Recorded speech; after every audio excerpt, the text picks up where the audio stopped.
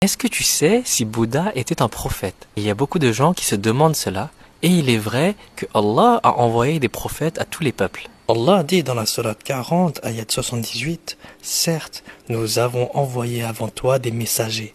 Il en est dont nous t'avons raconté l'histoire, et il en est dont nous ne t'avons pas raconté l'histoire. » Allah a envoyé des prophètes à tous les peuples, mais il nous a raconté l'histoire que de quelques-uns.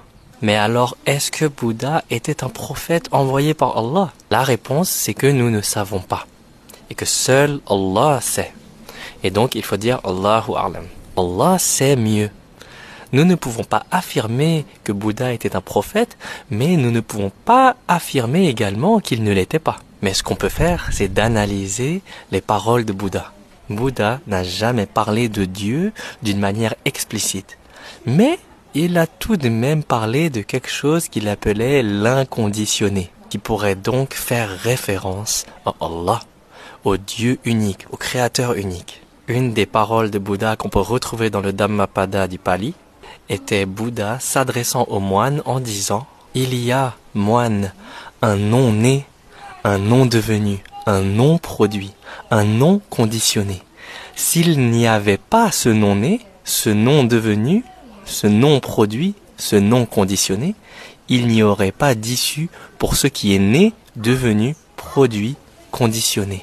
Mais puisque ce non né, non devenu, non produit, non conditionné existe, une issue est donc possible. » Bouddha enseignait que tout ce qu'il y a dans ce monde-là est conditionné, mais qu'il existe également l'inconditionné, et que le but suprême, c'était d'atteindre l'inconditionné pour se sauver de la souffrance de cette dunya, de ce monde-là. Car Bouddha a également dit « Le non conditionné est le but suprême ».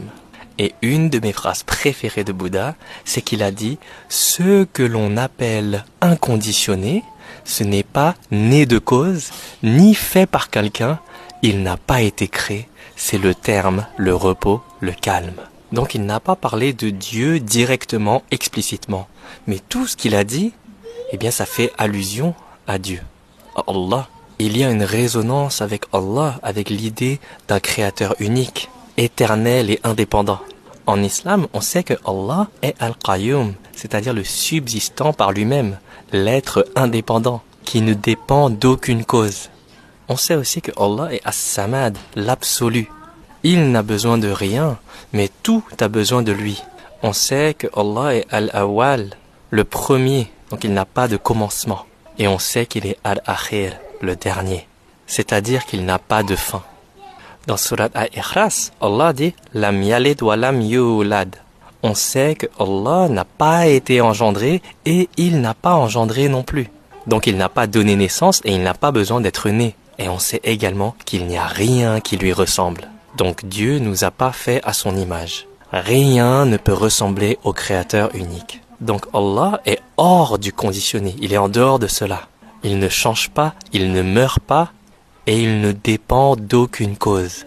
C'est pour ça qu'en recherchant et en me rapprochant du bouddhisme originel, eh bien ça m'a amené vers l'islam. Parce que le message originel de l'islam a été préservé. Personne ne peut le changer, personne ne peut altérer le Coran qui est la parole d'Allah. L'entièreté du Coran, dans la langue de la révélation, a été préservée depuis plus de 1400 ans. Et le message originel est le même depuis plus de 1400 ans. Il n'y a qu'un seul Dieu unique, un seul Créateur. Et ce Créateur-là nous a envoyé des messagers et des prophètes pour nous rappeler sur le droit chemin. Tout comme le Bouddha rejetait l'idolâtrie, l'islam rejette également l'idolâtrie.